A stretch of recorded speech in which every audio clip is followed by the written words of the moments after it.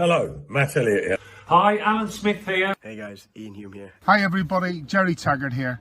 Be sure to watch Chris and Leicester Till I Die TV for all the latest Leicester City news and information. You can also subscribe on YouTube and various social media channels. for the latest updates and news on Leicester City Football Club.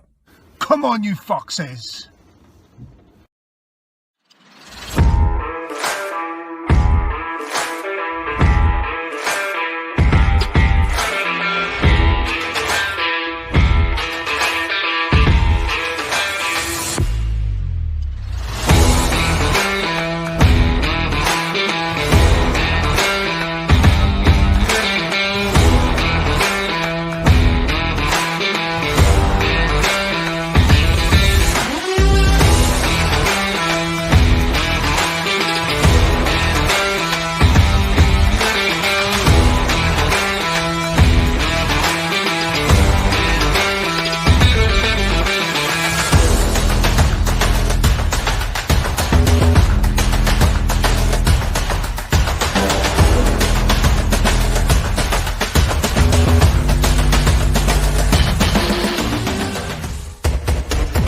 Till I Die TV, your first choice for everything Leicester City. Tune in and join in now.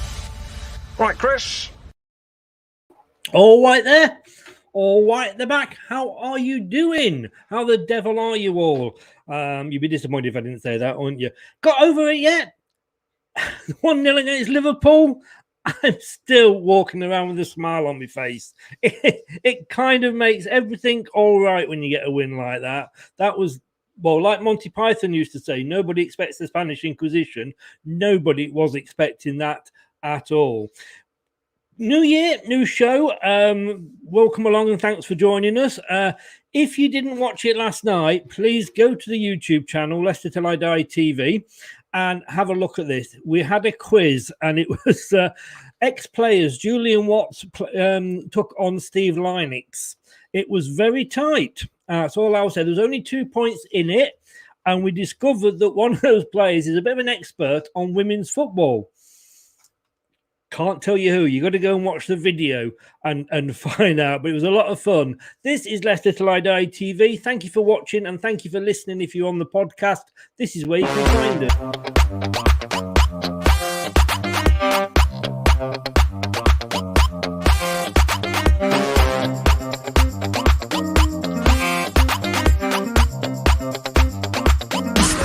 Watch us on YouTube.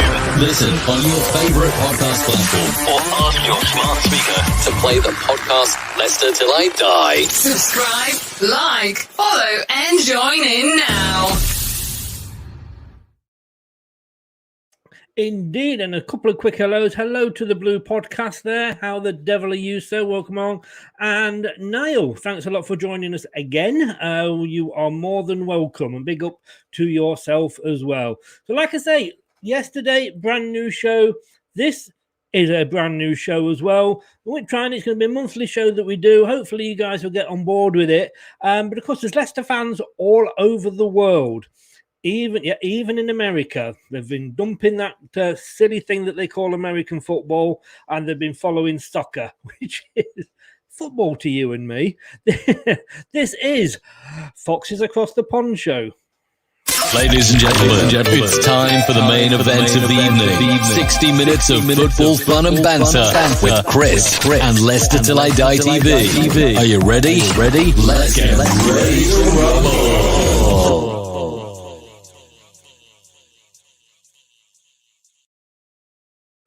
Indeed, and let's first of all bring our American Fox fan in. Zach, good evening, sir. How the devil are you? I'm doing pretty well. How are you doing? Not so bad. I'm feeling better now we actually won a game, but not so bad. But I've got to ask, over there in America, Missouri, I think you said you were from, Leicester City, how did that happen?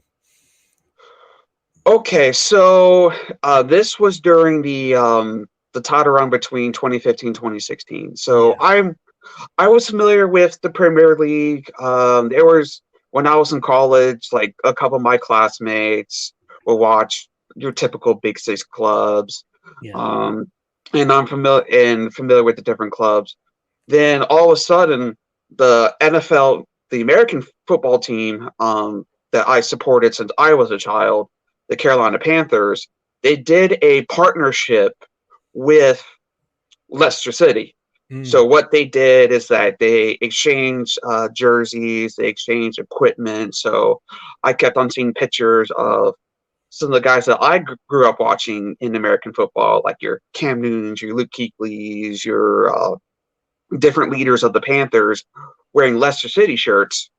And then across the pond, you had Casper Schmeichel, Jamie Vardy, Christian Fuchs wearing Carolina Panthers jerseys. And I was like, okay, this is awesome. I saw similarities between both teams, just being underdogs. So I started kind of just following from afar. And then eventually I started learning about the club itself, about how not only how they are in the community, but also how the ownership just came from Thailand, where I have a lot of friends and a lot of family from. Right. And then it just kind of just grew on me. And of course, And then I would say back in like 2017, 2018, that's when I really, really started getting involved with the club, to where I'm watching YouTube shows, watching podcasts, following matches, and eventually just it stuck. And you've got Christian Fuchs over there now. Yes, he is a member of the MLS side, Charlotte FC, which is going to be starting this year in the MLS. It's also owned by the same guy who owns the Carolina Panthers, so it's kind of like a weird, like, union of the two. And it's going to be interesting seeing him play in the MLS. Yeah. Well, good luck to him. He's a great guy, and he follows me, so he's got great taste as well. And let's say good evening to Alex, who's been waiting patiently there in the green room from Canada. Good evening, Alex. Hey, Chris, how you doing? Not so bad, not so bad. A bit better than you, I believe, with the lockdown situation, but I hope you're going to stay safe and stay well. Same question to you, Canada, Leicester. I know an Arsenal fan from Canada, but I've never known a Leicester fan. Yeah, mine's a unique story. I feel like all us North Americans have like such a unique story because they're all different, but in some way they're all in the same. So for me, one of the biggest things that when I grew up was that huge hockey fan. You know, I was born in the Toronto area, so always a big Leaf fan. And if you know about hockey and the Toronto Maple Leafs, usually those fans are crazy. So I was a huge Maple Leaf fan growing up. Early 2000s, somehow we managed to get a football game on the TV, and it was Leicester City versus Sunderland. And I don't know what sparked this, but like people in the room were like, oh yeah, Sunderland, great team. And then I saw the blue kits and I was like, no, Leicester City, I'm a Leicester City fan. And everyone was like, why? I'm like, blue. The decision to follow Leicester City wasn't like, oh, these players are great. It was, I'm a Toronto Maple Leaf fan. They wear blue jerseys. Leicester wears blue kits. I want to be a Leicester City fan. So there really is, it's very random. And so I didn't really follow much when I was young because at the time when I saw the game, I was like 9. And I was like, this is cool. I'll watch it. And then could never find them again because it was impossible to find actual football. Relatively speaking, here, you know, you got the Big Six. So during that time, we probably weren't worth finding. Yeah, you know, you can watch Big Six games, but you can never find any other stuff. So, you know, I followed where I could, and then I think it was around 2010, 2011 where I really started to pick it up. And then finally, you know, the year that we won the league and whatnot, I remember, you know, watching it here and there because I was traveling around Canada with my job. But then as soon as I was able to, you know, watch every match, it just jumped right into it. And ever since that time, since that point, it's been like, okay, when's the next match? When's the next match? Reading as much as you can. There's times that my wife gets upset with me because it's like, do you want to do something? You've been reading articles for the past 3 hours about a player. And I'm like, yeah, has it been 3 hours? So it's become part of an addiction, but at the same time, I actually love it. And it's weird because I've actually taken a step back from watching hockey, and football really has become that number one sport.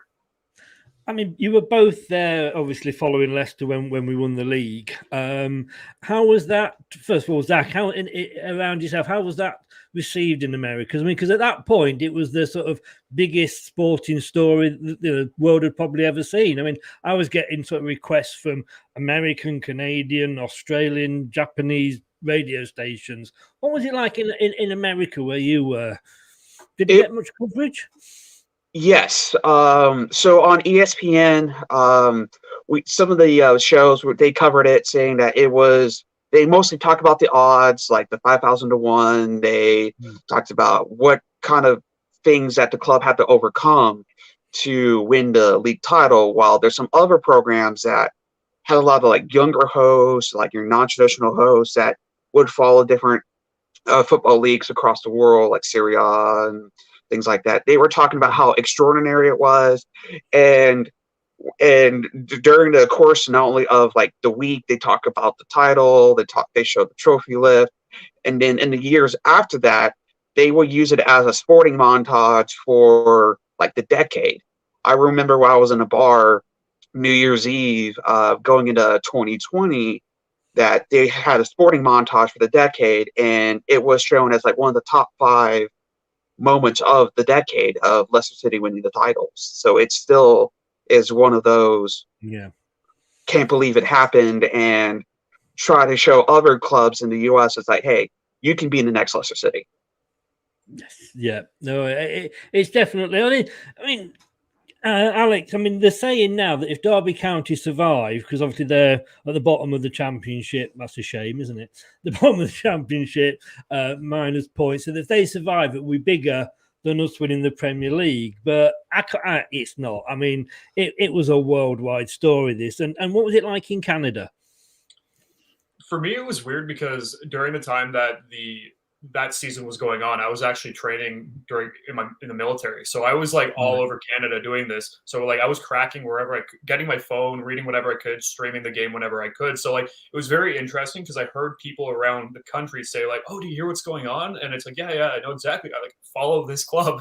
But then like I would listen to radio stations, and some of them would be like, my favorite are the ones in Toronto, because Toronto media is always relating any sport around the world or any team around the world to the Toronto Maple Leafs. Like it just happens. So they're like, well, Leicester City has, 5,000 to 1 odd, that's the odds, and they did it. And they're like, so what would that be like for the Toronto Maple Leafs? And they're like, well, even if they won, there's not even close to that, because they're not going to win the cup. And like, there'd be like those kind of like relations, and you'd be like, okay. But like a lot of people are just like, this is like absolutely insane. And I just remember, like, I remember watching, the day that we actually won the league, and I simply couldn't believe it. And I had a bunch of buddies around me, and they're like, "What are you watching?" I'm like, "We did it." And they're like, "What do you mean we did it?" Losing my mind. And they're like, I'm trying to explain it to them, and like for them, they just couldn't comprehend the situation. And when I told them like the odds, they're like, "Did you put money on this?" And I'm like, "No, I wish I did."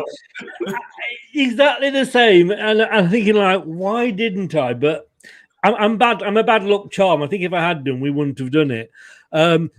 Mountain Man here says, if it comes up, there we go.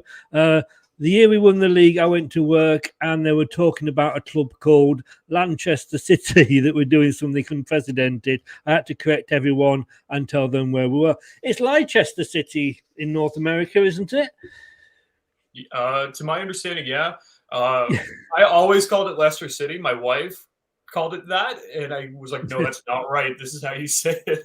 So I'm always quick to actually, correct people quickly. But AZ Coyotes, is that Arizona? With it being AZ, I'm guessing. Yeah, that's Arizona. Foxes? Yeah. Have they done a similar thing to Leicester? Hockey related? No, they're bad. They're pretty bad. That's being polite. They are Derby County, aren't they?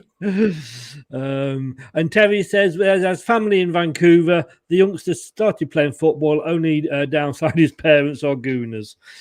Well, I tell you what, I've got 2 daughters, and they're both obviously dating at the moment. And one I'm all right with, because the one there, Josh, who's a lovely guy, but he's not into football at all, so he's safe. Hannah, she's going out with a guy called Ali. He's a lovely guy as well, but he's an Arsenal fan, and it hurts. I'll tell you, it really does hurt. But anyway, the reason we're here, we're going to have a look, and we've got a bit of a catch-up to do on the season. So it's been a bit of a funny season for us all round. Zach, come to you first. I mean, we've had 2 really good seasons. Were we overperforming in those 2 seasons? Is this sort of the real Leicester now that we're seeing, do you think? I would say that I know last season with us winning the FA Cup with just the kind of form that we had for the majority of the season, it was like, could this be the year we can finally get back into the Champions League? And then just my heart definitely sank on match day 38 to where just it was hard to go just see our Champions League, all of our hard work just crash and burn the last like 1 or 2 weeks of the season. I definitely felt like that we punched a little bit above our weight, but it was not something that I was expecting, like a huge drop off between what we had match week 38 last year to what we have now. Yeah. I mean, Alex, in a normal season, and this is going to be one of the weirdest, and we've had a couple of weird seasons with COVID and everything. This has got to be an even weirder season because anybody can beat anybody on the day. I mean, you look that, we go to Liverpool, we're up against, the youngsters, they bring the big guns on and they get through on penalties. Within 6 days, we're playing them again and we're beating them 1-0. We'll look at the table later, but we know on a normal season, I think we'd be a lot worse, but nobody seems to want to take this season. Once you get past Man City, Chelsea, and probably Liverpool, wants to take this sort of season by the throat and have a go at it. It's funny. This season is one really for the books when you actually look at it, because I don't think any of any spots in the table are decided except for the first, I would say, top 2, top 3. When you look at the rest of the table, I think it's up for grabs. I think anyone can really grab that last Champions League spot. I think the Europa League spots are open. The conference, Europa Conference are open, and I honestly believe that the relegation spots are still open because you look at the business that's being done at the lower bottom of the table. There's times that I look at it and go, I don't think Newcastle is going to be relegated. There's no way. And then there's other times I'm like, maybe they will. Or, Norwich are just like, okay, you're probably going down. But like when you look at the middle of the table, it is so close. And like you said, you lose to Liverpool when they bring all their youth in. And then we beat them, when they actually have, most of their first team squad in there. Yeah. You don't know what you're going to get. And it's one of the weirdest and most frustrating seasons I think I've ever watched, because the games that you expect a victory or you expect those 3 points, you're crushed. And then the games that you go in being like, there's no chance. And you come out with 3 points, you sit there going, this was fantastic, but how the heck did we do this? No. Welcome to I'm 60 at the moment now and 61 in a few months. So welcome to my world that I've had 60 odd years of this it's called being a Leicester fan in England. You never know which way it's going to go. Terry says here, what annoys him, America and Canada can live stream every single Premiership match for just a few dollars. We pay through the nose to watch the odd game. I tell you what, Terry, message me on Facebook after the show, and I might be able to give you a bit of advice on that, allegedly. Cover myself on that one. We're going to have a look at some of the signings, because we are sort of kind of playing catch-up here. So let us, if this works. And here we go. Zach, we'll come to you with this one. What are your thoughts on Ademola Lochman? He's, no pun intended, looked pretty good, hasn't he? Yes, especially with him knocking that goal that helped us get over Liverpool in the league. He's definitely one of those signings that I was kind of thinking, okay, I don't know really too much about him, but I really want to see what he does. And so far, I'm liking his production, even though it's not as much as like say a Preston Daka, but he's certainly pulling his weight. I mean, do you think that he's anybody who's in that position is always going to be labelled with is this the new Mahrez? Is this the new Mahrez? It's that position, and it's a hell of an albatross to carry around your neck. I mean, Under couldn't do it. Lochman, although he seems to play better and he's more natural side, which is playing on the left, which obviously we've got Barnes there.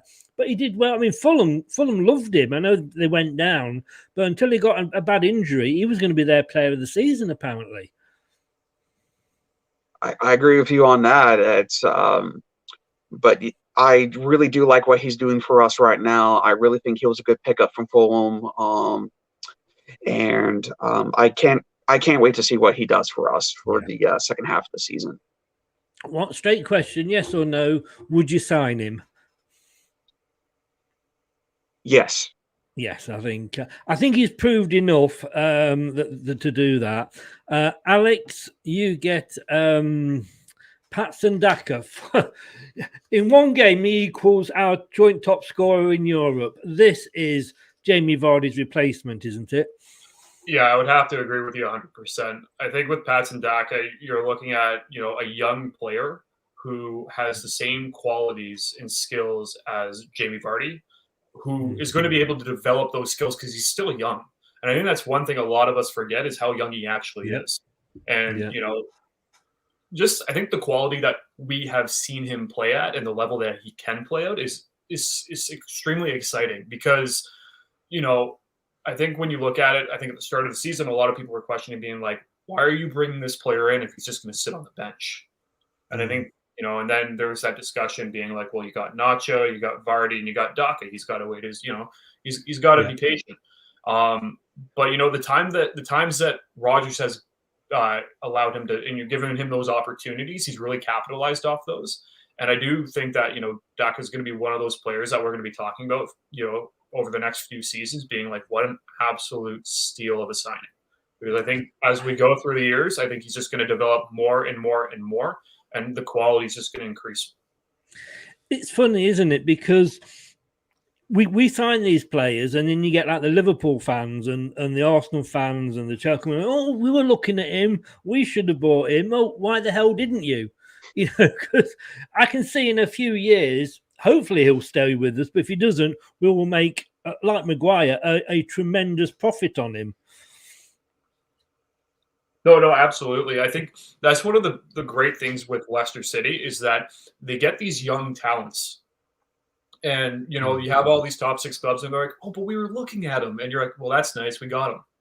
Yes. We'll use him for the next 4 years. And then, if you want him, then we're going to put a price tag on him. And then that's when you can get him. But it's going to cost you a lot of money.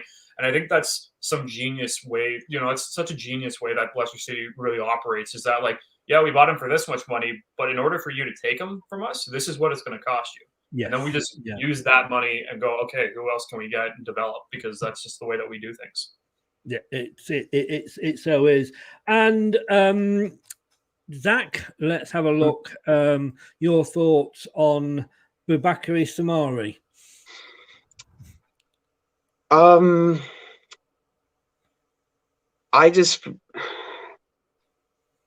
I really think that without the injuries, I think he would have been solid. Probably not like great, but not horrible. Kind of just like definitely would have been a piece that, if fully healthy, would have been someone that would do very good for us. I don't think he's been really. It's been unfortunate that these new signings have come into the team when it's performing the worst it has for 3 seasons, if you like, and okay, Daka, you can look at Daka and go, well, yeah, he scores 4 goals. So, you can tell that that's working, and it's harder for some of these other players. But, do we expect that too much of these players? I mean, like I say, I'm getting on a bit now, and I can remember when you bought a player and he played a bit like maybe Soyuncu, a couple of years, in the unders teams and the less, getting to know English football. These days, we tend to throw them in straight away, and sometimes it's a sink or swim scenario.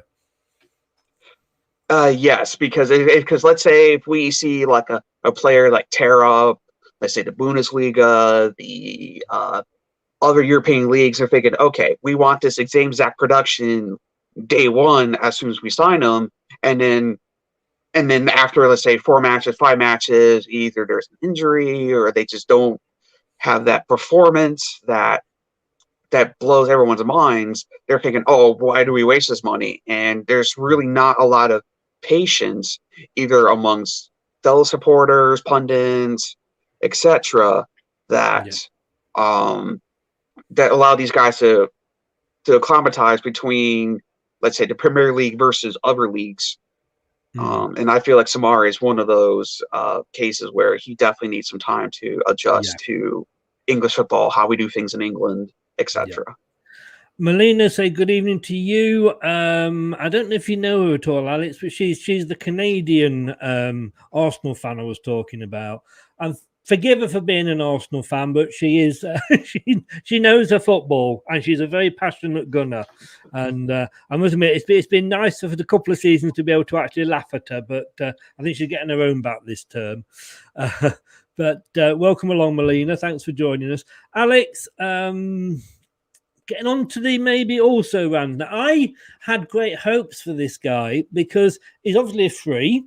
He's got experience. We'd lost Chilwell. Luke Thomas was coming through, and I thought this guy's experienced. Christian Fuchs has gone. Wes Morgan has gone. So a lot of that experience has gone out the back line. And he had a really, really, really good pre-season. And I thought he was going to be our buy of the deal of the summer, but it's kind of not worked out, has it? Regarding Ryan Bertrand, it's so disappointing because when the initial rumors were coming out that Leicester were going to sign him on a free, I was pretty excited with it because what he brought in was this veteran presence. And I think that's something that our backline really needs, and it's shown over the past, I'd even say 2 seasons, even though that we've been quite successful. So I was excited for Bertrand. And then when he originally came in, like you said, preseason, he was incredible. I was like, what a steal. This is fantastic. And then he was out. And then I don't know if he contracted, the virus or whatnot, but he just seems like he hasn't been himself since then. I don't know if that's what has been affecting him, but he really isn't the player that he was in preseason. And that is just so disappointing because I feel like you look at him now and I feel like you look at the options that we have, on the left side. And, I would rather take Luke Thomas. I think James Justin, when he is fully fit, he's going to jump above him. I think, Castagna is going to be another player that I would take, no question over Bertrand. So it is quite disappointing in the sense because I do think that there were times that I really think that Bertrand could have been a quality signing.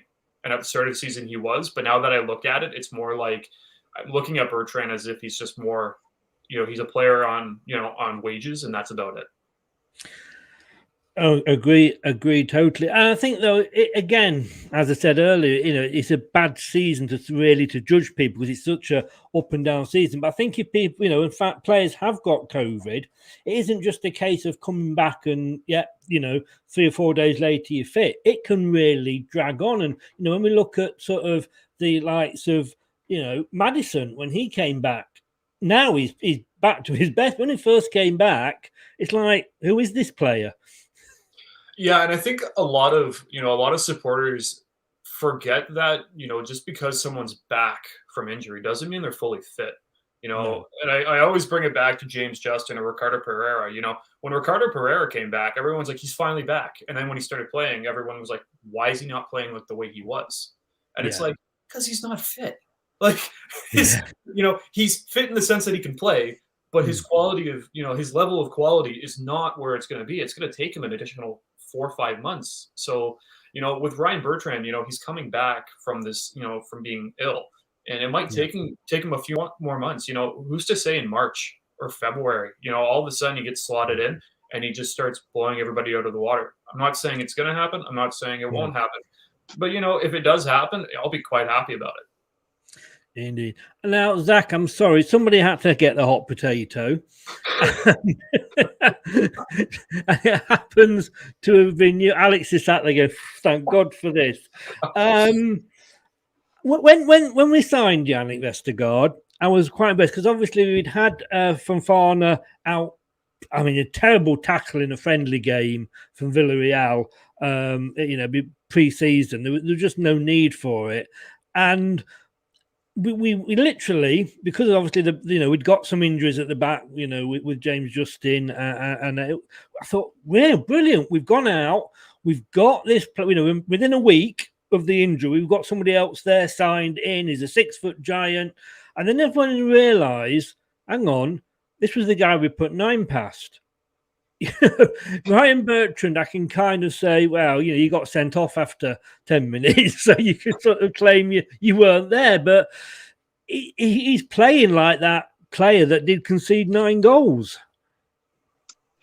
It's like, if you had a definition of a panic buy, Vestergaard would definitely be it, because it felt like that, as you said, once Fofana was injured in that Villarreal friendly, the club went out in the next 48 hours and decided, you know what, let's go ahead and get this guy. And since Alex was here, I'm going to go ahead and kind of use a hockey reference. Like, whenever he's on the pitch, it feels like he's like a Cody Cece, a giant pylon that, unfortunately, even though this giant in theory should stop a lot of things on the defensive line, he just stood there and just really just lets a lot of goals in. I know there's a lot of things that are kind of against him as well, with like the Centerbacks by committee, with having not only Fofana out, but also with having Soyuncu either being out or having international duty. There's just so many different things that he should have been able to kind of like gel with, especially with the different center-backs pairings that we had. But it's just, no matter what pairing we had, it's not working. It's just definitely very disappointing. I think a lot of it could be down to the fact, and we've moaned a lot on this side, Zach, that we don't like the zonal marking. Zonal marking was not working. The last few games he's gone back more to man, and it seems to be improving. He hasn't had, like you say, a settled back four to play in. You never know who's going to be the 2 centre-backs in any single game. It's virtually different all the time. But do you think, I know that Rodgers over here, it was rumoured he was interested in him the season before. Had Fofana not got injured, we'd have possibly bought Lochman. But whilst there was a few out there that were better signs, for example, I would have loved Tarkowski, but you're talking double the cost, 30 million. Do you think it was a case of what we could buy because we'd got that problem with the money that we'd got available? Because our owners obviously has been as hit as bad by COVID as anybody. I think it was a case of just, we had to find a solution in the next 24 to 48 hours. Look to see what was pretty much not necessarily like discount bin, but definitely had to look at options of what the club needed versus what they could have spent. Yeah, it was like, whether you'll get this acronym or not, I don't know. But for us in the UK, it was like, we needed to buy somebody from Waitrose, but we ended up buying somebody from Aldi. So the UK view was one of that. Brookline, good evening, sir. Fellow American here for you, Zach. He lives in the Boston area, and he is a big Iosi Perez fan. I think that probably tells you all you need to know. Joking, Brookline. Joking. So that was our new signings. Alex, let's come on. I want to have a look now at a couple of youngsters that are sort of breaking through. First of all, Luke Thomas. He broke through last season, but he's going to be better than Ben Chilwell, isn't he, Alex? Oh, I 100% agree with you. I really do believe that his breakout game was the FA Cup, because when you really look at it, he was playing matches prior to that game, and he was doing really well, and you have to give him credit for that. And then he gets slotted in, in the starting 11 for the FA Cup final versus Chelsea. My first thought is, okay, and he just took over that match, and then ever since then, just been, in my opinion, he's just been really good. And you forget his age. Yeah, he is so young. And I really do believe that his ceiling is so high. So, when he makes a mistake here and there and people go, oh, Luke Thomas screwed up, I go, he's a kid. Yes. He's a kid. He's got so much more to learn. And, you watch him over the span of 2021, I would say. And, he's just improved more and more and more. And, yeah, like I said, he's made mistakes, but so does Bertrand, and he's much older. So, Yes. When it comes to Luke Thomas, I'm thrilled with his performances. I'm thrilled with his development, and I really do think the sky is the limit for this kid. And I really do think that 2022, I think you're going to see him make a lot of strides in the right direction. And I really do believe that there's going to be a real good challenge between James Justin and Luke Thomas for that starting position. It's going to be great to have that challenge, isn't it? I'm so glad you said nice things about him, because apparently his mother is in the group and follows all the comments. I don't know. I've not seen her. That's what my son says.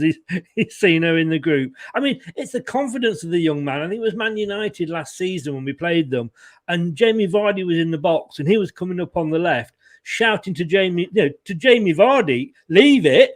And he scored an amazing goal. That you can't teach that. That's just confidence. You've either got it or you haven't.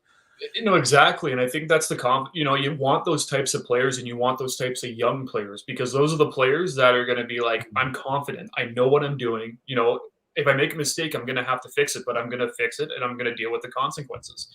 And I think that's Luke Thomas has all the right pieces. And, and like that, I still remember that goal. And I'm like, I remember sitting there being like, pass it to Vardy. And then he's like, no, I got this, and just booted it. And I remember losing my mind, just screaming, running all over the place. My wife's looking at me like I'm psychotic.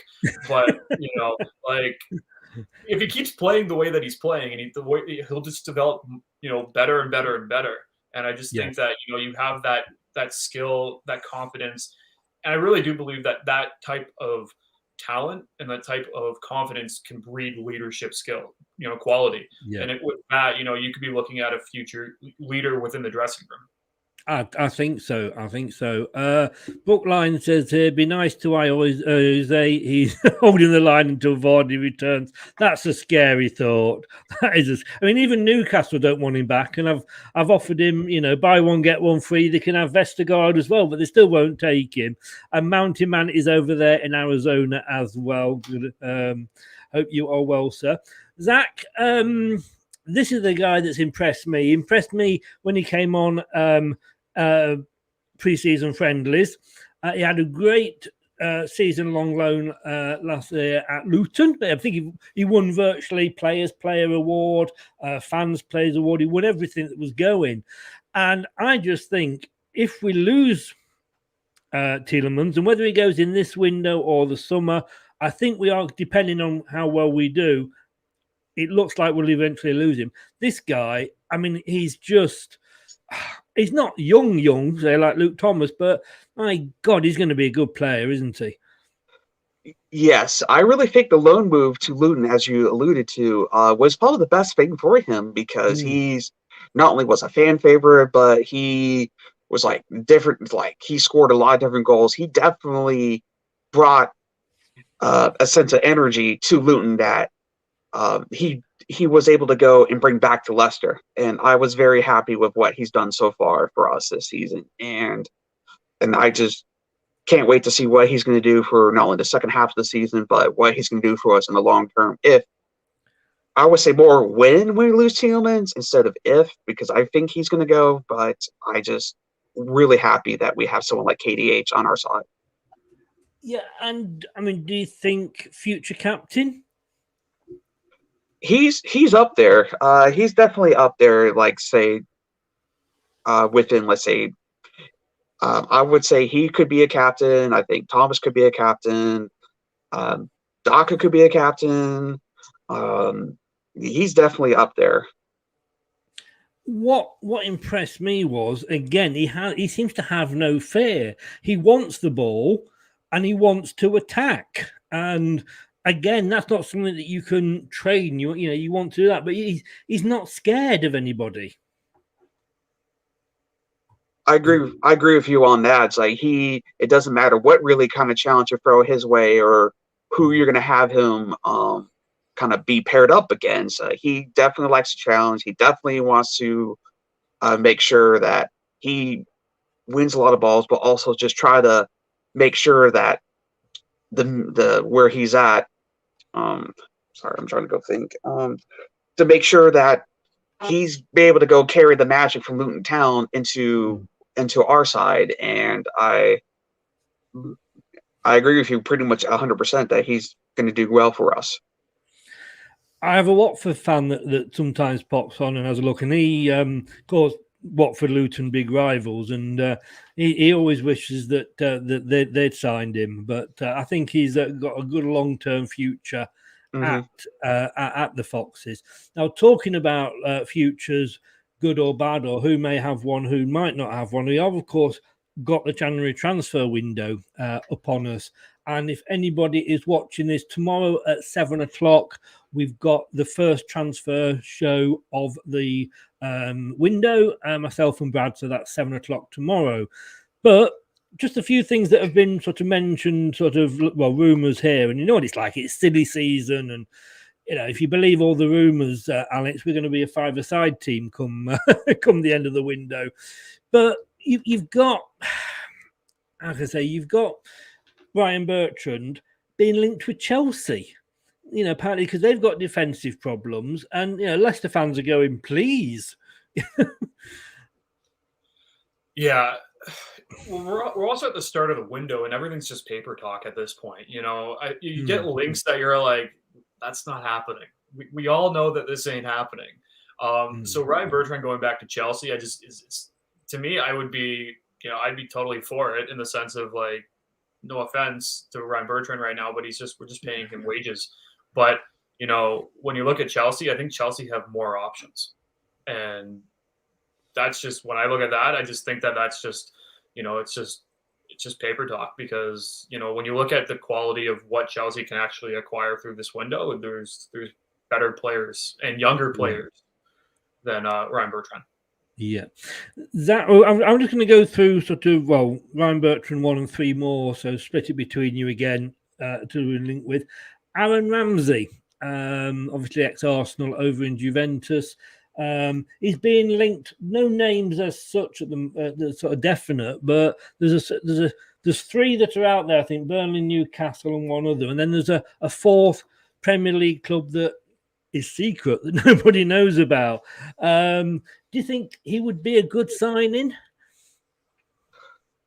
To be quite honest with you, I really, really do not know a whole lot about like the transfer rumors. It's like I've seen like a few names kind of like mentioned, but I really don't know a whole lot of the other players from the other leagues. So it's the only thing I would say about our transfer window is we definitely need to find a new center back, but I just really don't have really any opinions on really the rumored signings and things like that, because I just don't know a whole lot, to be honest with you. No, that's fine. We'll come on to sort of who we think we want and you know, stand a chance of getting. Alex, I mean, this one will not go away. It keeps coming back. And, well, the thing with Aaron Ramsey is that he's on £325,000 a week. That could be a bit of a stumbling block for Leicester. We're better than we were, but we're not quite up to that yet, I don't think. But Coutinho, I mean, he's once out of Barcelona. They're saying that he won't be at Barcelona by the end of this month. Many clubs being linked with him, of course, with the Rodgers link because they had him at Liverpool. I mean, do you think if he comes in, I can remember when Newcastle, I think was something like 11 points clear of Manchester United in the title chase, and they went out and bought, I think, a Chilean striker. I can't remember his name now, but it was a big signing for them, big marquee signing, and it kind of derailed their title challenge because this big superstar that Newcastle weren't, you know, that sort of club. And I could see that having the same effect at Leicester. Yeah, just to go back with Aaron Ramsey, I don't think Leicester would be able to, you know, I don't think they're one of the clubs looking at him. Plus his wage bill is just absolutely insane. So I think the way that Leicester run their finances and whatnot, I think they had, you know, one look at his wages and we're like, no, thank you. Regarding Coutinho, I also don't think that Leicester City is the proper fit for When you have someone who, like I said, on that type of wage bill, it doesn't work within the realm of how Leicester City operate, with how they pay their players. And I don't think you're going to bring in a player like Coutinho. And, I don't see Leicester really being like, okay, we're going to bring you in. We're going to pay X amount of your wages on a loan deal. And we expect you to, to be this quality player that you were, a few years ago, because you've been dealing with issues for the last couple seasons. And when I look at where he plays right now, it's just, that's not one of the core areas that I'm really concerned about. You look at, where we're having our issues, and that's primarily, in the center back region, and as bad as it sounds, in the striker area, because you got Nacho's, gone to AFCON. You got Daka who's injured. You got Vardy who's injured. So you have different areas that I really think that you need to focus, the Leicester City needs to focus in on. And I think bringing in, this, like someone with a superstar caliber name, I think would just create more problems within the squad. Yeah. No, I agree. And especially during a season where we've been dealing with issues. Like Yeah. you've been dealing with issues here and there. And I think you bring in a player of that caliber, just namesake wise, I think would just cause more problems. Yeah. You mentioned their striker, Alex. I'll stick with you for this one then. Morales at Rangers. He's been linked with us, but whether I suppose if we did him on a pay per play type deal, because he's going to spend more time with the red cards he gets than actually probably playing for us. That's one thing. And I think the other thing that we need to look at is it's very interesting to see what money we have for this window. I feel like Leicester City are sitting down somewhere in their office counting the pennies that they have remaining after the Vestergaard signing. So I feel like what we currently have is our budget's quite tight. So I feel like if we're going to bring any player in, it's going to be on a loan deal. And I think when you look at Morales, I don't think Rangers are going to look at if we approach the Rangers and be like, hey, can we bring Morales in on loan? I don't think they're going to be willing to listen to something like that. So I don't think that's an option. I think the biggest thing that we need to look at is that, okay, are there players that are going to be leaving in January? Because if that's the case, then maybe we can bring some players in. But until we kind of figure out if any players are leaving and for any, financing whatsoever, I think you need to more heavily focus in on the loan deals. Zach, who do you think is going to go? If we do lose someone, I know you mentioned earlier, I think Tielemans, if he does leave, he probably leaves in this window. But I really can't see anyone else leaving this window besides him. No. Alex Hamza Chowdhury. He nearly went in the previous windows. Yeah, he's coming good, and he's that. If Indeed is out, and we know Indeed he's got a few yellow cards in him and the odd red one. He actually is growing into a very good defensive midfielder. Yeah, I really do like. I've been highly skeptical of Chowdhury over the last couple of seasons, I would say, because the quality is there, but whenever he's given the opportunity, he doesn't provide. He doesn't showcase that. So I think when you look at it, I hope he does stay, because as Zach said, for me personally, I think Yuri's going to be leaving in the summer. I don't think with the way that the pandemic's been going around and whatnot, I don't think we can afford to lose Tielemans at the moment. The only player I actually see leaving this window, or the two players I see leaving, is Mendy, because he's been unregistered and he hasn't even been on the squad. So if I'm him, I'm like, I want out of here. I want to play. I want to have actual game time. And secondly, I think Dennis Pratt's going to, he's currently on loan, but I do think that he's going to, sign a permanent deal, this window, and just to confirm it. And that might just be for us to bring in some money. When it comes to Chowdhury, I really do think that we're going to keep him, because if we lose Mendy, that's one.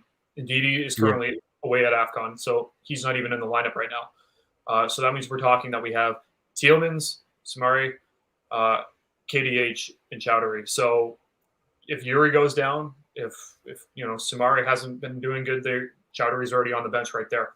So, Yeah. I think he has the quality and he has the ability. And I think this could just be a great opportunity for him to showcase that and really prove to Rodgers that, I know you've given me opportunities in the past. I know I've blown a lot of those opportunities, but I want to showcase what I can actually do. And, I want to fight for my spot.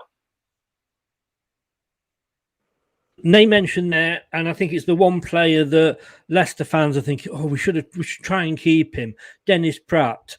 I mean, I understand him going. He's a Belgium international in, the best football side in the world at the moment, Belgium. But he wants regular football, and I get that. And I look at that and think, like, no disrespect, but Perez was being picked game after game after game when Pratt couldn't even get a look in. To me, and you may disagree or agree, I don't know, but to me, keeping Pratt and, maybe letting Perez go is a better option. I would say yes. For me personally, I think Dennis Pratt would be way better than I think Dennis Pratt is better than Perez, 100%. For some reason, Rodgers doesn't think that. I really think that Rodgers rates Perez more than Pratt, and then I think that's just really showcased it, throughout the time that we've had Pratt, because Perez has been able to, he's had more opportunities. I definitely think Pratt was getting into the good books of Rodgers last season, and then he got injured.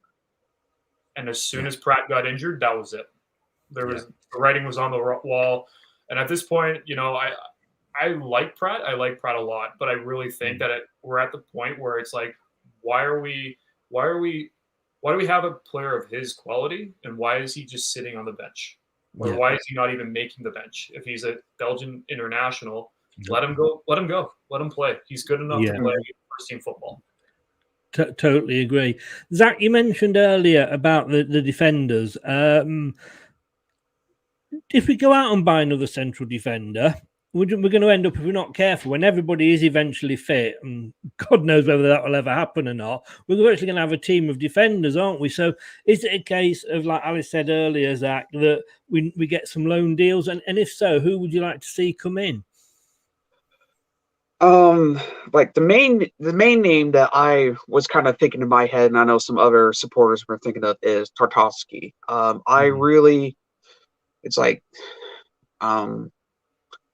I really think that, as you mentioned, loan deals are probably the only thing that we can do, especially with not only the finances, the pandemic. But that's probably the main name that I've been kind of thinking of, is Tartovsky.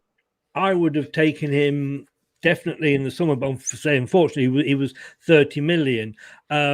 Whether he still is or not, of course, because obviously his contract runs at the end of the season, runs out at the end of the season, Zach. But Burnley may want to keep him to try and stay up. I don't think we'll get Tarkovsky on loan. That's the thing. And like I say, my worry is that when we come back to everybody being fit, we're going to have so many defenders that people aren't going to be getting the game. So I mean, Alex, Zach's mentioned there Tarkovsky. For you, areas we need to fill and possible players?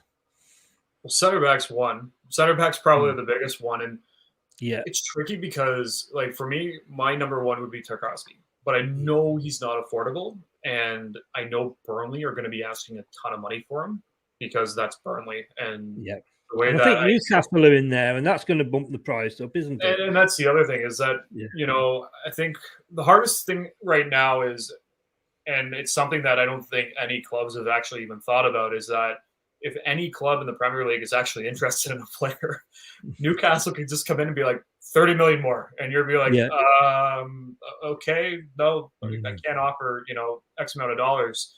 So it's tough. It really is, because you need to look at what player can we get in on a loan deal, and a lot of clubs are being extremely cautious right now because of what's going on in the world, and they want to have as many players as possible. So if X, Y, and Z go down with the virus, we have said player to be able to slot in. So I feel like it's a game of chess right now, And I look at, players that we have, on the bench and, within the squad itself. And it's frustrating because, you have players like, Vestergaard, who really can't get into the squad at all.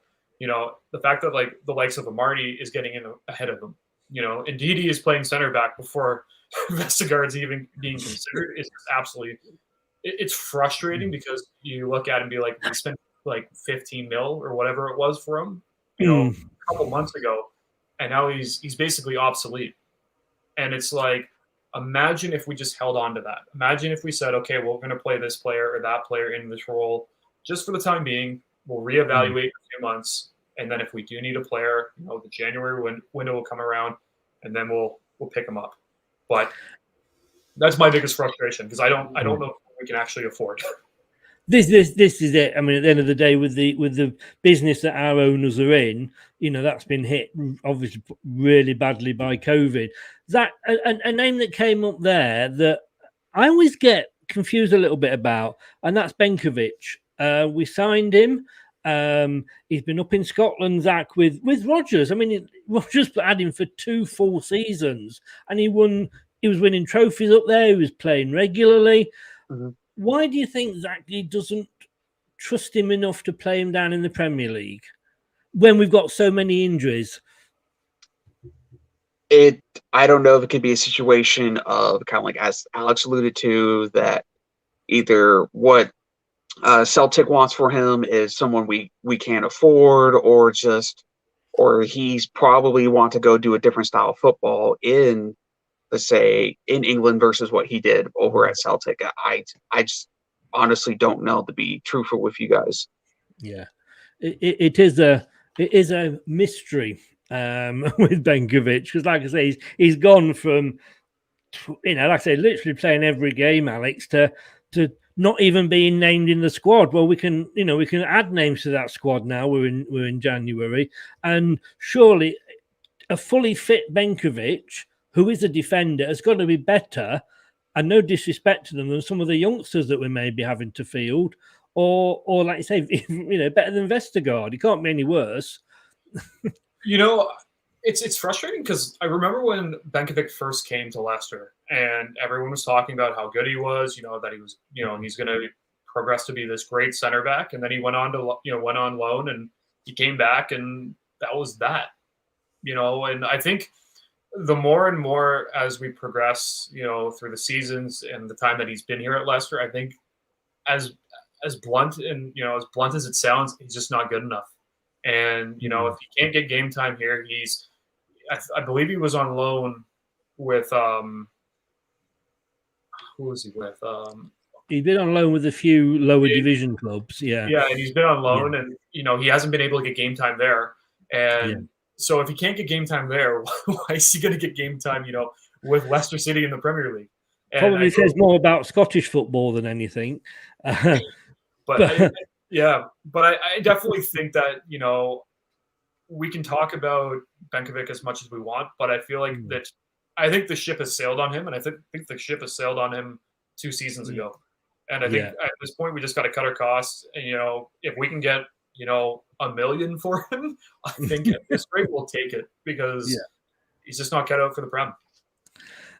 Zach, last one before we move on to the monthly look at each of the months. Inacho, I feel like he should be knocking on Rodgers' door saying, play me or sell me, because, he ended last season in Rodgers stumbled upon this 2 up front formation, which he had to because of injuries. Nacho was scoring like mad. I mean, Vardy became the provider.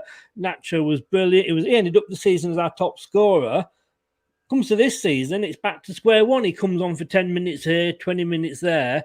If I was in Nacho, like I say, I'd be knocking on that door saying, can I have a move, please, boss?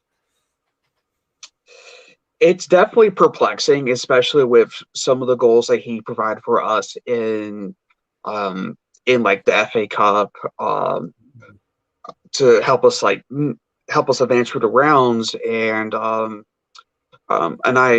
think he's going to AFCON, isn't he? Yes. Yeah.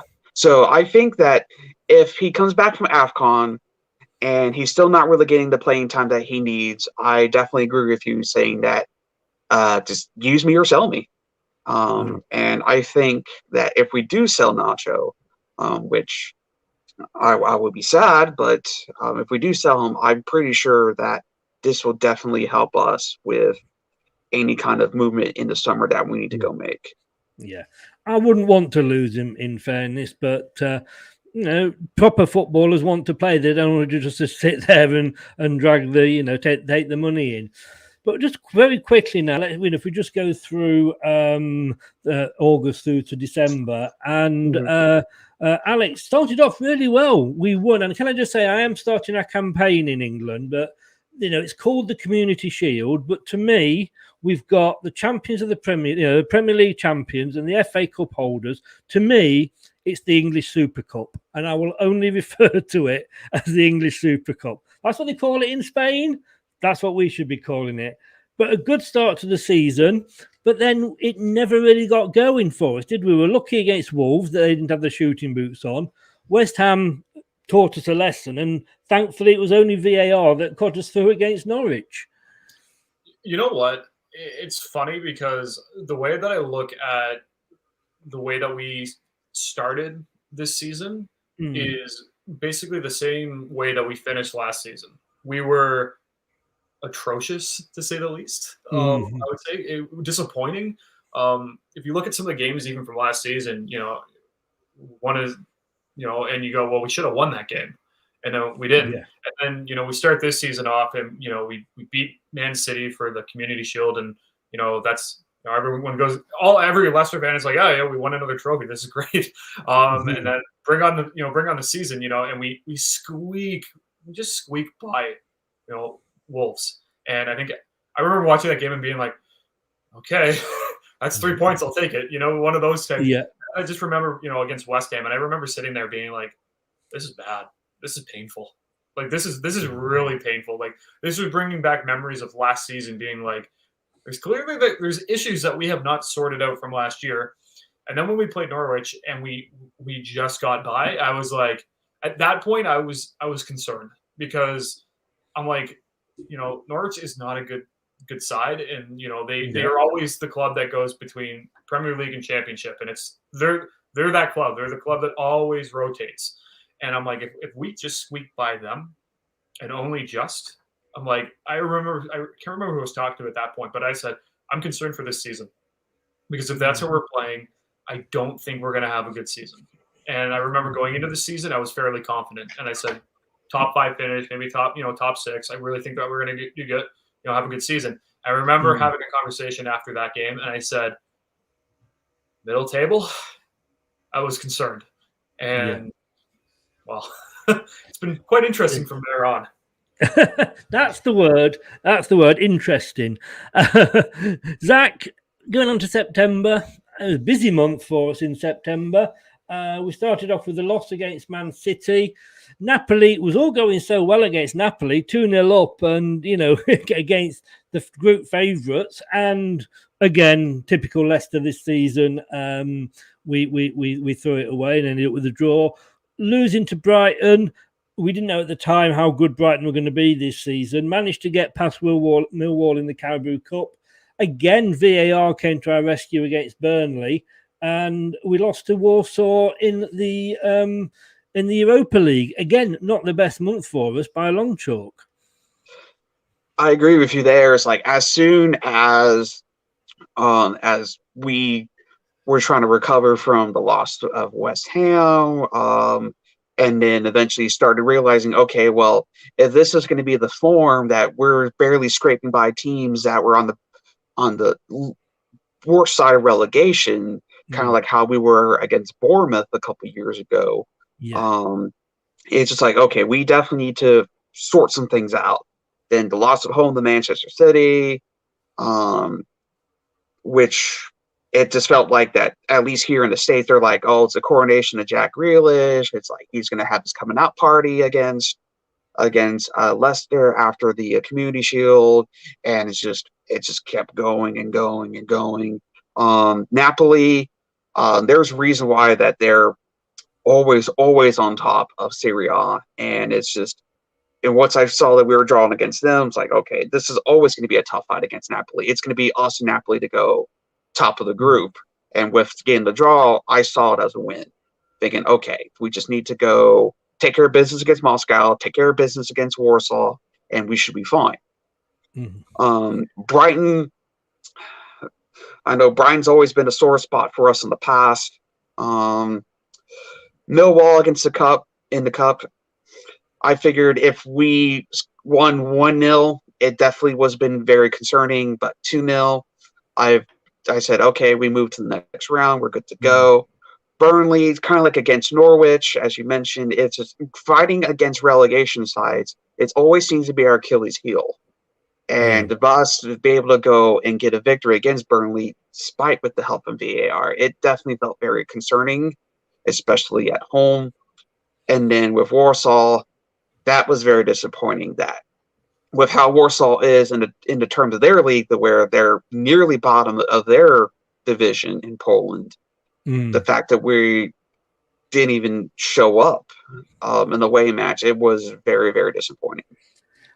With this group, though, Zach, I mean, we when you look at our recent European exploits, I mean, the Champions League was amazing. I know, quarter-finalist, the last English team or last British team in the Champions League that season. But we couldn't have picked a better group ourselves, you know, if we'd chosen that. And the same for last season's Europa. We had a very, very easy group. And, you know, West Ham have benefited from that this season.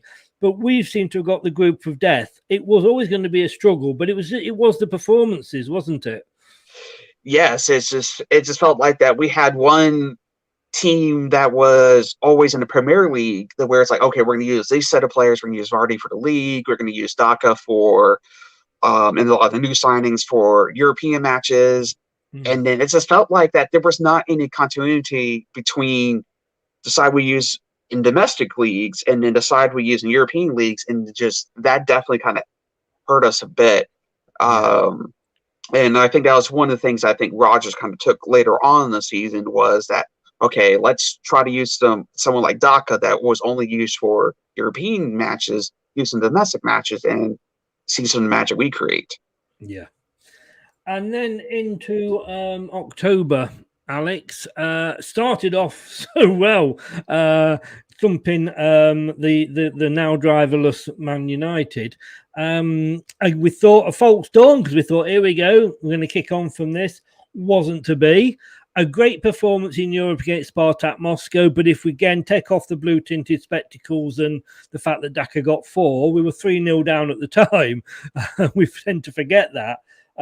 We managed to beat Brentford, which was a good result because they were doing quite well at the time. Scraped past Brighton in penalties in the Caribou, and Arsenal, well, they got back to their winning ways, didn't they, when they played us? Yeah, so it's funny actually because the Leicester City Man United game, I vividly remember this game. So I recently moved into my home about 6 months ago.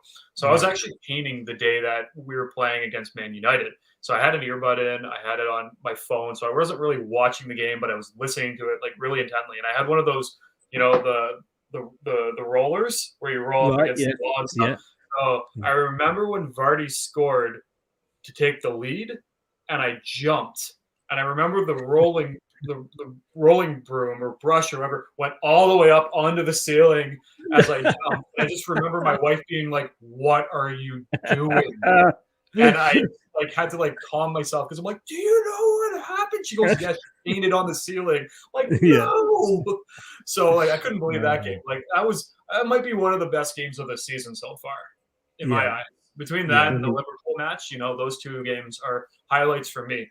You look at the Europa match against Moscow, you know, you can look at it and be like, well, we got 3 points. You're like, yeah, but without Daka, we wouldn't have won that game. And I think that was a barn burner in my eyes because we were very, very, very lucky to get, you know, all 3 points from that game. That could have easily been a draw. That could have been a loss. You know, simple as that. Brentford, you know, I'm going into this game thinking we need to win. Like this is a must-win game, and the fact that I was saying that in, you know, the end of October, that's mind-blowing to actually say. So the fact that we came out with 3 points, I was like, no, this is one of those games that we're going to look back at the end of the season and think, thank God we won that game. And then it's funny because the next game when we played in the Carabao Cup and it was against Brighton, that game for me, we squeaked by. But I looked at that, I'm like, this has been us in a nutshell all season long, all year long. It's been if we win a match, we've narrowly squeaked by. And I think that game really confirmed to me that this season was not going to be easy.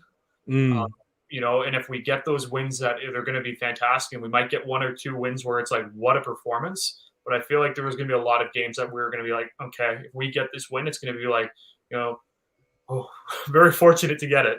And then, the last match of the month, against Arsenal, I felt confident going into that game, and that's my Achilles heel, is that when I go into a game confident and I'm watching him, I go, oh yeah, we're gonna win. It's Arsenal.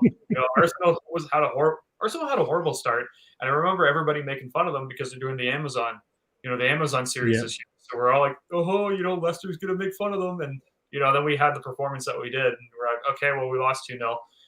And I remember sitting there after that game being like, this just like really highlights and underlines and bolds it, exactly my thoughts that I had 3 days before that, where it's like, this is going to be one of those seasons. And I think that's perfect on how you actually look at it. So to sum it all up, started off great. And then from there on out, it just kind of was, a roller coaster ride for all of October. I think November, Zach. So I think November for me was when I finally accepted that this season was probably going to be a struggle. I mean, a couple of draws in Europe. I think we ended the month bottom of the league, the Europa Cup League. We couldn't beat a really, really underperforming Leeds, and I think that's when it really came home to me. Chelsea beat us, and these were teams that we were holding our own and beating, last year. And obviously then we had the return of King Claudio, and it was great to see him back. But in the snow, well, it was started off with no snow, finished in a blizzard. 4-2 again, another bit of a false dawn. So I remember after we finish our matches against Moscow and Warsaw, it was like, okay, with other results that were happening in the Europa League, everything was in our hands. Like, we pretty much had to go win pretty much in order to advance into the group stage, to the knockout stages. And it just felt like that with every draw that we had, it's just like our chances were dwindling, because this is one tournament that I was wanting to win. It's like, this is one trophy that I was telling friends, it's like, I definitely want to win the trophy. This is something we have to make a statement, especially with how we went out last year against Slavia Prague. And with us now getting all these draws, it's like, we have to win. And obviously we saw that we just did not get the results that we needed. In the terms of the league, I think I was at home watching the Watford match with all the snow. Because the missus finally agreed to get Peacock for us, and that's where we were able to go watch it in the States. Wow. And be able to kind of go watch to see how we were playing in the snow. With the return of Claudio, it definitely brought a little bit of confidence back for us, especially with the European exploits and with us losing to Chelsea at home. It was nice to have a win at home, but it was at that point I was thinking, okay, we got some issues, like with Alex. We got some issues we got to go fix. We definitely got to change our form at home, and we definitely got to find a way to get things corrected now before we're starting into the major grind of the season. If, let's say, we advance to knockout rounds of the Europa League or any other competition we're going to be in. Yeah. Totally agree. And then, Alex, to me, December, this sums up Leicester's season in a month, if you like. I was at the Southampton game. It wasn't as good as last time I went, and we won the 9-0. We were lucky with the 2-2. We should have, Vardy on any other day would have got a couple. Then the next game was when I sometimes question, because everybody's saying how Brendan Rodgers is this master technician and he's the manager that everybody wants, and United were linked with him. I know it's paper talk, but Barcelona were linked with him, and yet he gets outthought by a guy who's had 3 or 4 games in the Premier League. It's Steven Gerrard. Then, of course, Napoli came along, and what a night that was. I mean, we were bottom to top to second to third to second.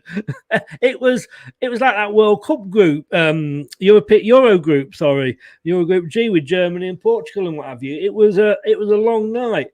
We then come back, get only our second clean sheet of the season against a resurgent Newcastle, and we put them in their place, and we won 4-0. That's how you do it, Man United, by the way. I know you only managed a draw, but we'll show you how it's done. We then had the Carabao Cup, 3-1 up. We take our good players off to give them a rest because there's a lot of games coming up.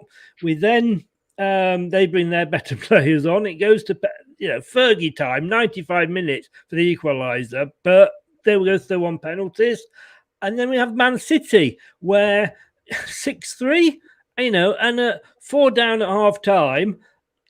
Where those 3, if we'd played like we did in the second half the whole game, who knows what we could have got away with. And it's not shown on there, but finally we ended the month with a brilliant 1-0 victory over Liverpool. And I've got to say, guys, this is my favourite match of the whole season so far, if only for the fact that I was watching it with a Liverpool fan.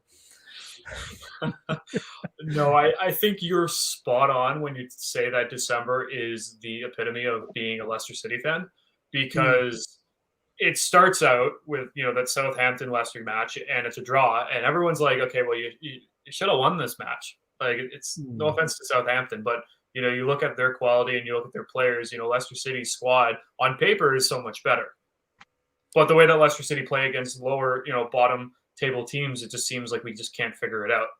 And we go to Villa, we play against Villa, and it's the same thing. We just look disorganized.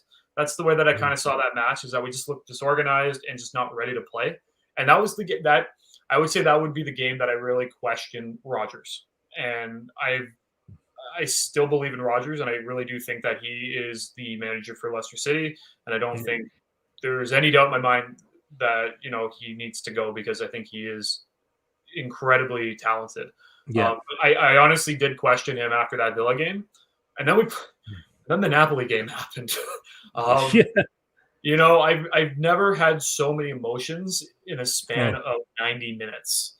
Talk about 4 seasons in a day. It's like all this. I've never felt such highs. I've never felt such lows. I've never felt so much joy. And I've never felt so much anger and sadness mixed all together. And that was the Napoli game. And I remember after the end of that match and sitting down and doing a post-match, reaction to it, and just being like, I don't know. I really do not know what I'm expecting from this club anymore, from this squad. The talent we have, we should win, and we're not. And I still will say that you look at that group.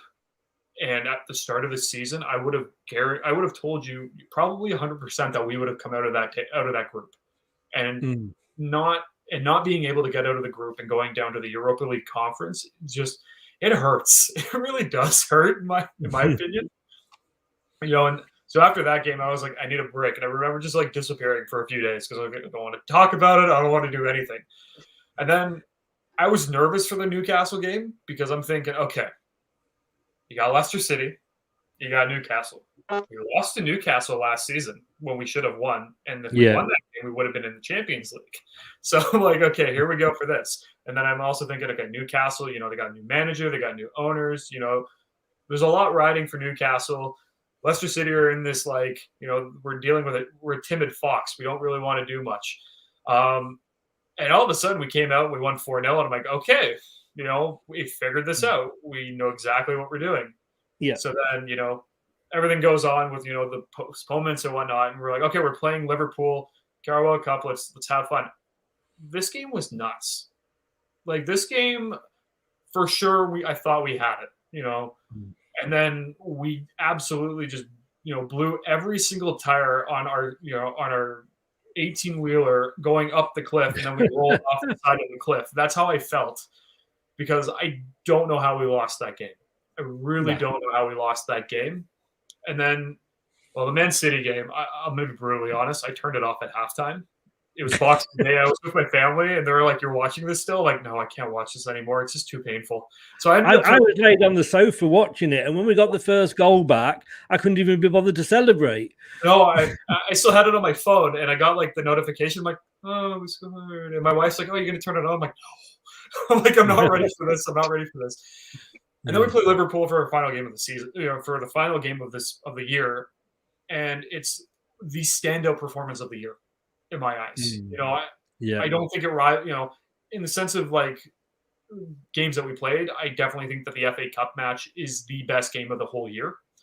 But the way that we played against Liverpool to close out 2021 was incredible, because that was a team performance that I don't think we've seen in a very long time.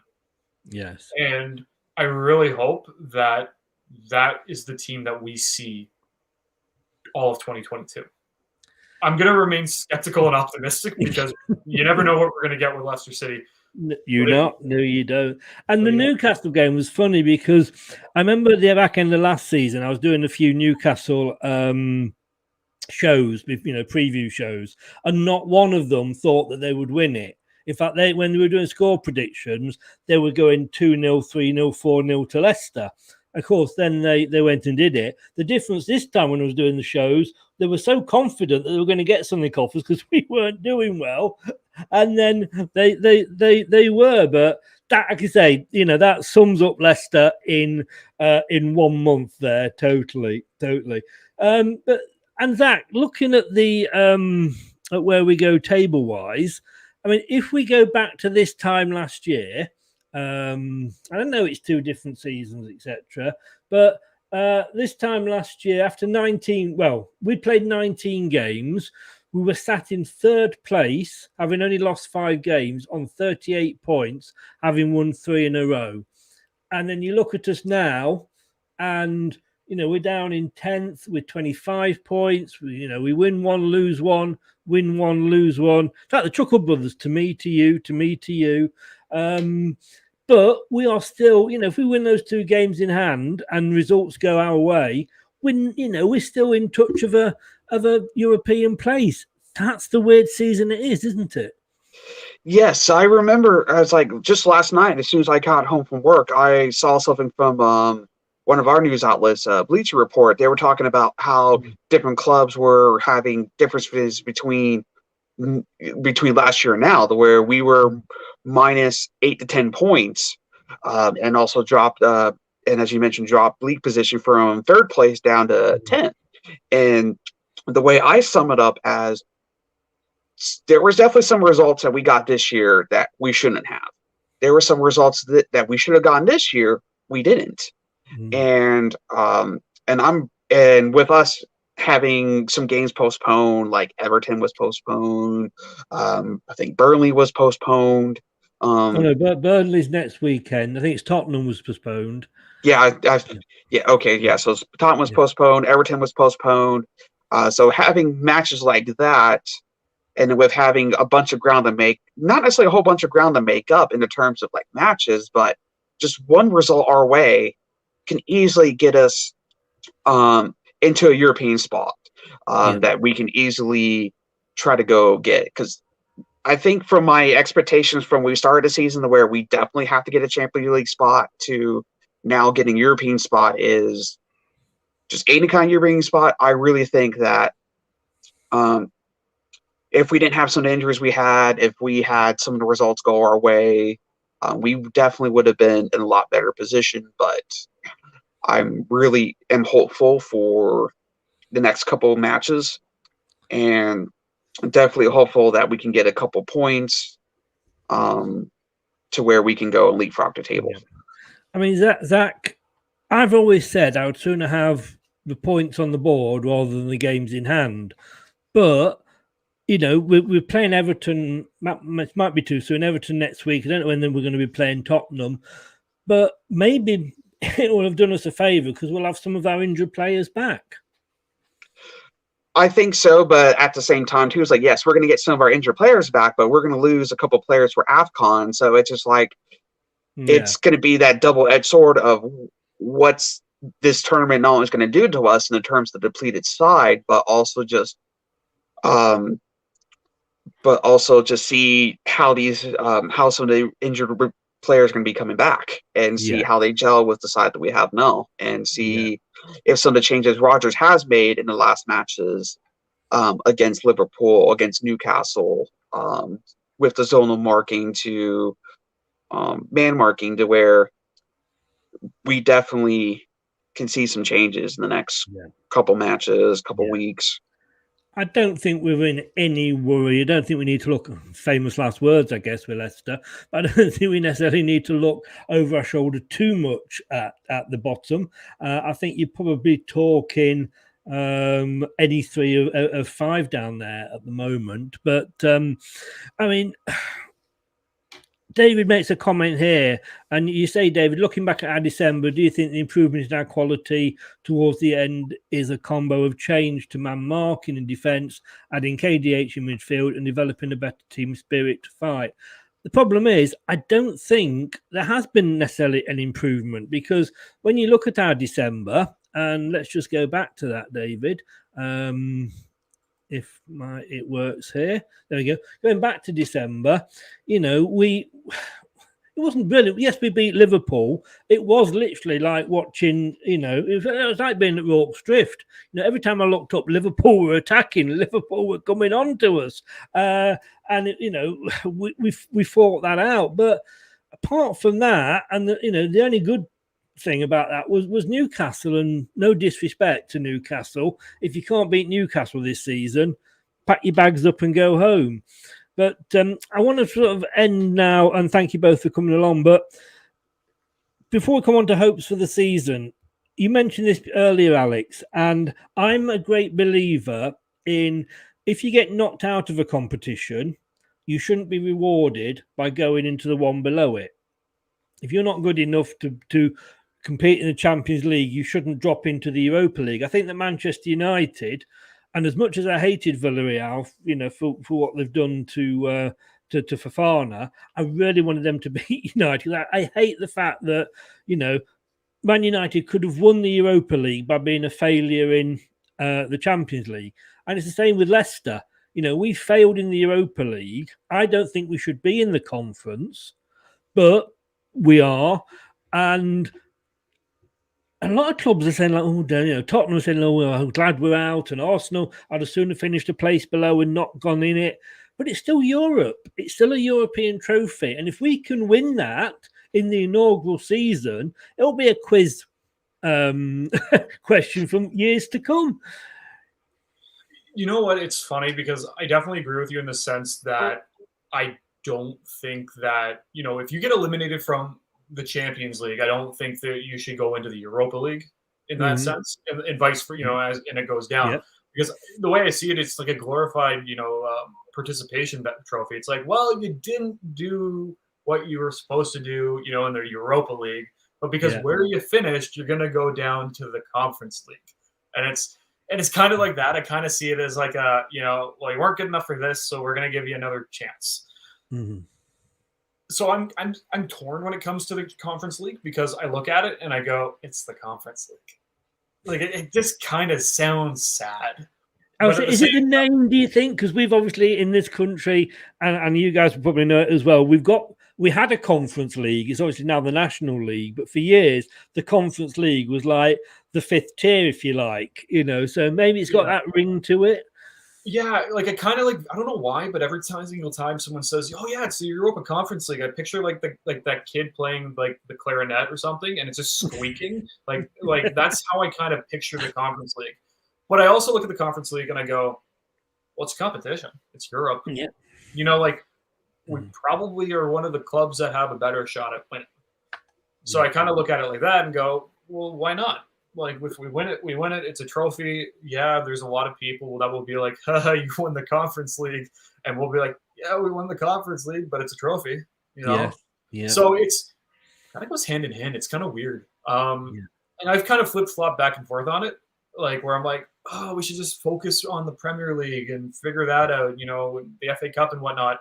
And then the other part of me goes, it's Europe. I kind of want the badge. I'm kidding. I don't really want the badge, but why not? Yeah, it's very tough. Zach, we've won everything in this country now. We've won the League Cup, we've won playoff games, we've won the Championship, we've won the FA Cup, we've won the Premier League. We need to go and win something in Europe, don't we? Yes, it definitely feels that once we got dropped down to the Conference League, it's like, as Alex, I was kind of like torn on it. It's like I don't really have like a comparison like really to say in the US because as one of the comments that just came up mentioned that if, let's say, like if we lose this Conference League, we should go to the MLS or something like that. But it's like, but it is a European trophy. It will it necessarily raise our profile in Europe? Maybe, maybe not. It's like, because I have a bartender who is supporter for Spurs, and he was telling me that whenever they were playing conference leagues, they were pretty much playing like the kids, to where they just want to get out of the tournament. They just want to focus on the league. With us, it's like I'm definitely disappointed we're in this competition, because we're not playing against, like, say, the likes of Dortmund that are now in the Europa League. We're not playing against West Ham. But as Alex said, it's European trophy. It's something to add to our trophy case. It definitely will cement us in European history by being the first ones to win it, guarantee a spot in the Europa League. Yeah. And I just hope that we're just not getting into this next round and then just completely just give up. That's my only hope in this tournament. That's the embarrassment, isn't it? We don't get embarrassed. Is it Ragnar we're playing or somebody like that? And if we get knocked out by them, then that is major embarrassment. But the other option is, Alex, that if we'd got through, we'd have been drawn against Barcelona by the look of things. Now, to my mind, I know Barcelona's struggling at the moment, but with the season Leicester are having, I couldn't see us beating Barcelona. So, this was a question: like, do we go into stay in the Europa League and maybe just have a couple of games? But it is Barcelona we're going to be playing, or we're playing Ragnarok, or whatever they're called, and we could possibly go on actually go further in Europe by being in the division below. Or would you sooner have the game against Barcelona? See, for me personally, go ahead, Alex. I apologize. Over that. For me personally, I would rather stay in the Europa League and play Barcelona, because I feel like being able to play against, a club of that stature, and we know that, their finances are absolute, like, horrible. I'm trying to pick the right word to say it. But, I feel like I don't know why, but I feel like if you're in the Europa League, we played against Barcelona and we somehow won. I feel like that would be something so memorable that you'd be like, well, we beat Barcelona, and then someone would be like, well, it was the Europa League. And we're like, yeah, but we beat Barcelona in the Europa League, type of situation where, we're in this situation where we're playing against Randers FC, and, you look at it and you go, well, if we beat Randers, and from what I've read, a lot of their supporters are like, we expect to be absolutely demolished. That's kind of the way that they're kind of looking at this. But they're so excited to play against Leicester City. They got Kasper Schmeichel coming, so like they're ecstatic. Where if we win, everyone's gonna be like, well, we expected you to win. It's Randers FC. Like, no offense, but we expect you to win. But if we lose to Randers FC, it's gonna be like, you lost to Randers FC. Whereas, if we were playing against Barcelona, they're like, oh my God, you beat Barcelona. This is incredible. But at the same time, if we lost to Barcelona, they're like, you lost to Barcelona, but, it was a good job. Well played. So that's the situation I'm in. So I'd rather play Barcelona than Randers, because if we beat Randers, it's like, awesome, we beat them. But if we lose to Randers, it's going to be like one of those paper bag on your head mentality where you're like, just leave me alone for the next week. I'm going to go cry. or what Tottenham did earlier on in the league. They lost to some unknown team. Zach, and I guess because I've actually seen us play Barcelona, and I think it was the first game at the new King Power when it was opened. It was like a friendly. They beat us 1-0, but I suppose it didn't hold as much to me to be playing them. Again, same question. Barcelona for 2 games and get knocked out, or Randers FC and hopefully get through and have more games in Europe? In the terms of prestige, I would definitely say that playing against Barcelona at the Camp Nou, even though, yes, they don't really have a lot of, it doesn't have that same ring now with them not having Messi and a few other of the star players. But at the same time, too, they also have an American like Serginho Dest that is one of our stars for the U.S. national team. So it would have gotten a lot of interest inside the U.S. It's like, even though, it's Barcelona versus Leicester City in Europa League, but how does this American do on a international stage like this? So that would have been an interest for people in the United States. If, let's say, we did lose against Barcelona, it's like, you fought against Barcelona. It's not an easy task. Or someone I mentioned before is like, what if we drew against Borussia Dortmund? That would have been decided like, hey, you lost to Holland and company. So it would have been like, as long as you put a fight up, and let's say we still lose against Barcelona, it would have been like, you tried. They're one of the top teams in Europe for a reason, even though that they're in the dumps right now. It's Barcelona. You did your best. While with Randers, it's like, good job, yay, and just kind of like, all right, off you go. And if we do lose against Randers, it's going to be like if Marine beat Tottenham in the FA Cup last season. That would have been that kind of embarrassment. Yeah. You can just tell if you are seeing your waiter or your employee who's a Tottenham fan, they're 2-0 down at the moment to Chelsea. So they are blowing another cup by the look of it, Chelsea, Tottenham. Guys, I want to say thank you very much. I'm going to end with this last question and then give you a chance to shout out how people can follow you. Alex, come to you first. Hopes for Leicester for the rest of the season? You know what? I just hope that they really figure this out, because I feel like this entire first half of the season, it's been, pick and choose on what to do and how to play. And I hope that the Liverpool match where we won is going to be that starting point where we know exactly what we're doing. My hopes for the club, I would be content if we somehow managed to finish 6th or 7th. I definitely think that it's still in reach. I've kind of axed the whole idea that we're going to finish top 4 and get a Champions League spot. Like, I don't think if it happens, and if it does happen, I think it's going to be something that we're going to be talking about for years. But I think that we still have the quality, and I think we still have the drive to finish 6th or 7th. And that's where I'm really aiming for, is that one of those finish. If we finish there, I'll be happy. If we finish 8th or 9th, I'll be like, you know what? It's been one of those seasons. Yeah. I have no complaints. And I think as well, you've got a lot of other clubs that are now doing a Leicester, West Ham, and I like to see it because it's one of the non-big 6 doing well. I'd like it to be us, but it's not. But you've got like the West Hams, the Brightons, etc., that are in the same position where before it was just us. Zach, same question for you though. Hopes for City for the rest of the season? I would definitely for us to do well in the Conference League, to perhaps get into the finals of the Conference League. In the terms of the Premier League, I would definitely kind of shoot around the same thing that Alex was saying. You definitely try to stay in the top half, maybe get positions between 6 and 8, so we can try to get a European spot. I kind of lost hope about getting Champions League spots because it's too far out of reach for us, especially with kind of what we're dealing with right now. But this has been a strange season, as you alluded to, and really anything can happen. So I'm definitely hoping that in the end of it all, we can end with a European spot.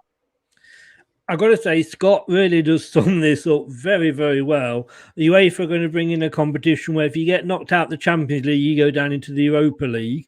And if you get knocked out the Europa League in the same season, you drop into the Conference League just to give Man United a chance to win a cup.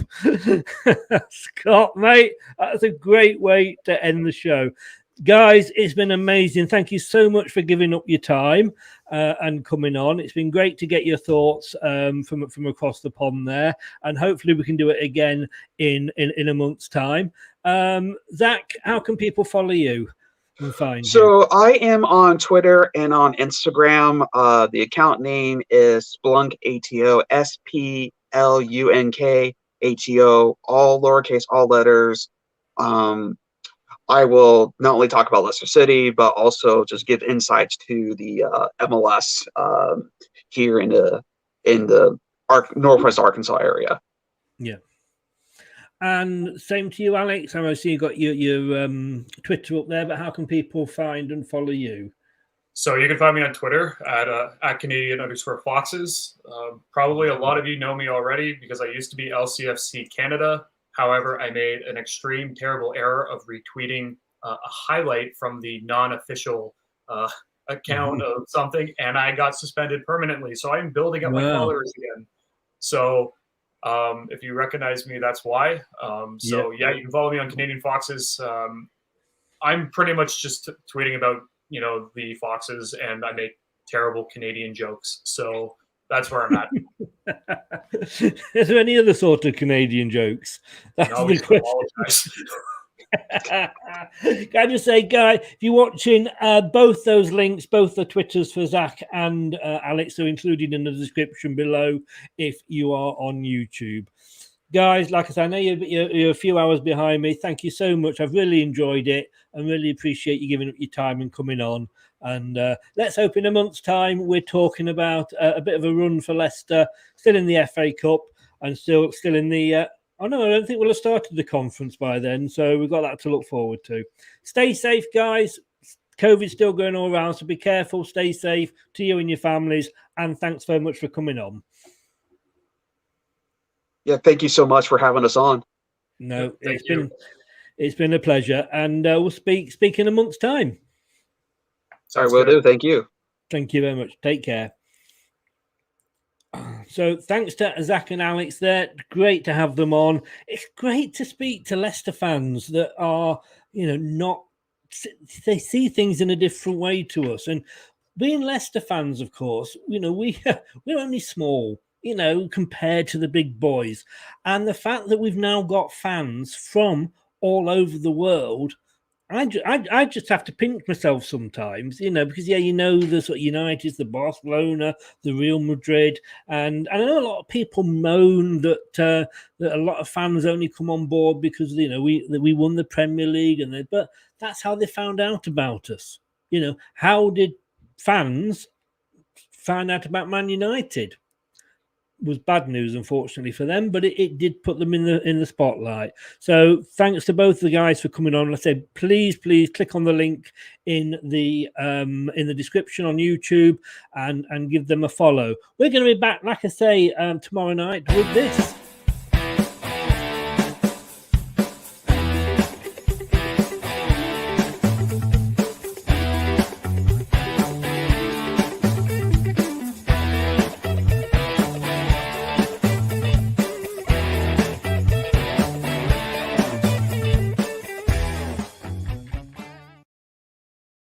7 o'clock, me and Brad are going to be talking transfers. He'll probably try and find a way of getting Perez out to the chat, no doubt. Please subscribe if you can to our YouTube channel and give us a subscribe. It really does help support us. And following that tomorrow night at 7 o'clock, at 9 o'clock, it's the Big Fat Football Quiz. And we've got Newcastle. They haven't been with us yet. So are they going to get at the top of the leaderboard? We'll find out tomorrow. I want to thank everybody for watching and joining in and giving up your time to come and watch me. And if you listen to this on catch up on the podcast, thank you very much. Nearly 15,000 plays on the podcast. It is amazing. I'll see you tomorrow night at 7. Again, thanks to Zach and Alex. See you then. Good night. Thanks for watching Leicester Till I Die. This is Chris saying goodbye and see you next time. That's all, folks.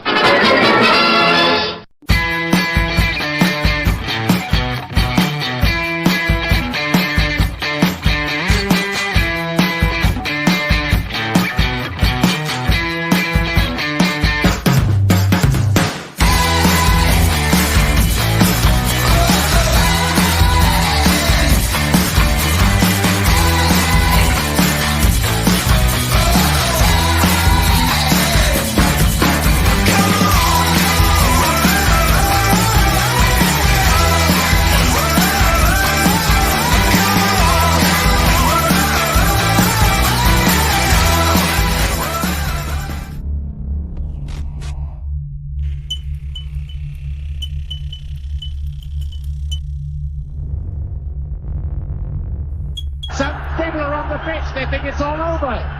It is now.